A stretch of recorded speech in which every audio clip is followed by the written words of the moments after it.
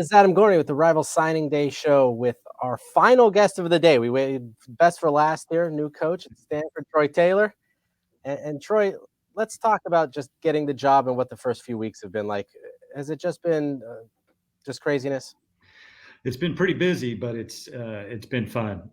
Just being able to, one of the first things I did was meet with every player, and that took quite a few days, but that gave me a lot of energy. Just how extraordinary our student athletes are and how excited they are, and it's been busy, but it's been really fun. You obviously have a big reputation as an offensive guy. I looked this up last night that you averaged 43 points a game, just under 43 points a game this year at Sacramento State. Stanford hadn't averaged that many points in the last two seasons combined. What can you bring in offensively? Just a different mindset, or just something to refresh the that side of the ball.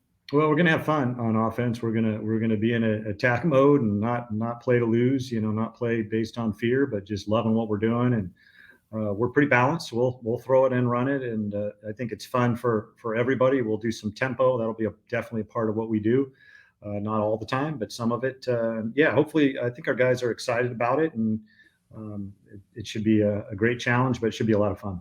It feels like a million years ago, but I remember when you were at Folsom, I did come up to a game, I think, to see Jake Browning, and I don't think I mean Corona Centennial runs pretty fast offense. You ran just as fast, if not faster.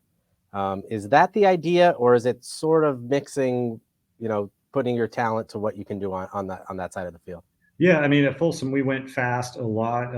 I've kind of, now it's more, I think of it more like, like a baseball pitcher. If you got a great fastball, that can be hard to hit, but you become really dangerous when you throw a changeup and then a breaking ball. So we will mix up our tempos. I think that's what makes one of the things that makes us challenging is we can go in and out of different tempos, and we'll even huddle sometimes. So there's still a lot of the same concepts that we ran at Folsom High School. That's really where the offense developed, and it's morphed throughout the years. But yeah, we'll definitely going fast will definitely be a part of what we do. Huddle I reject, but anything else I'll be in full support of. But let's talk about the guys that you got on offense, because there's definitely some skill coming in. Tiger Bachmeyer, not a guy that's going to blow you away physically, but I mean, just catches everything thrown his way. For years, he's done that, and comes from a football family and those kinds of things. Jackson Harris, another guy, a Berkeley kid, who's very successful that way. Cedric Irvin at running back, and then Miles Jackson at quarterback, reclassified to 23. Sometimes those guys need a little bit more seasoning, but he seems ready to kind of come in and at least compete for that. Can you just talk about what you got on that side of the ball? Yeah, well, starting with Miles, you're right. It does take some time period for anybody really to adjust when you move up a level. But he's a very accurate player. He's been very productive, which I like out of the quarterbacks, just because they've done it. They went through progressions and had to seen it. Cedric Irvin, an outstanding guy that will need to come in and play right away. Obviously, his father was a great running back at Michigan State. And then you talked about Tiger Bachmeyer, recruited his brother as a quarterback a few years back. I think he was tops in the state in receiving yards. He's got incredible ball skills. He's a great route runner, great body control. He was a pole vaulter, so we know those pole vaulters are a little wild and crazy.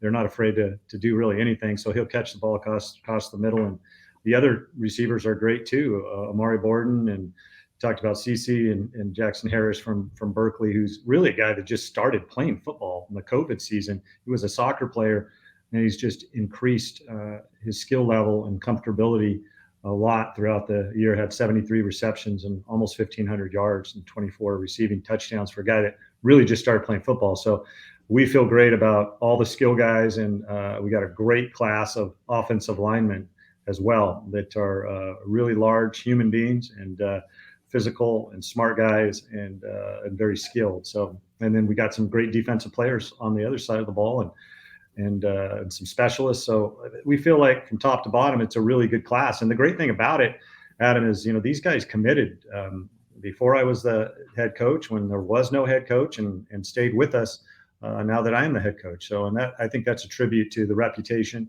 that Stanford has as a university and in a football program. And I'm really excited to continue to recruit in the coming years and here at Stanford.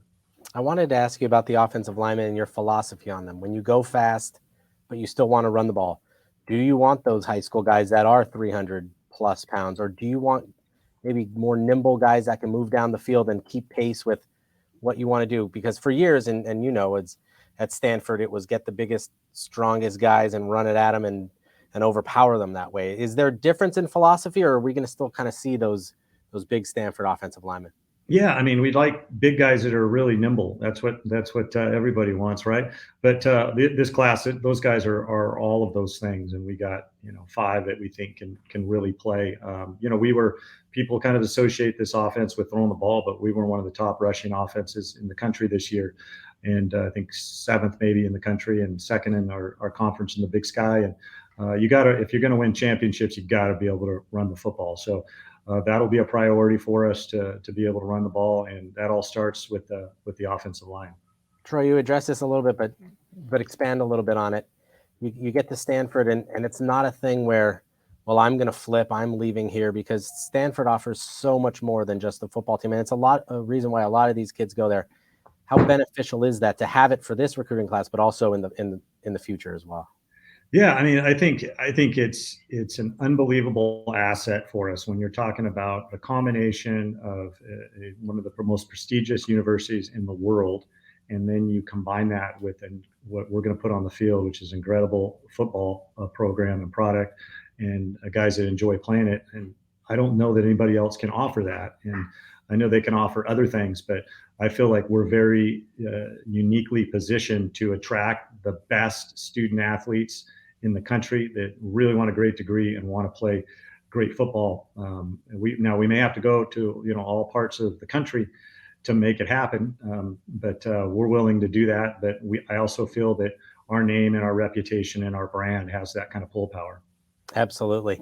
Again, that is new Stanford coach Troy Taylor. Troy, thanks so much for joining us today. Great. Thanks for having me, Adam. Okay.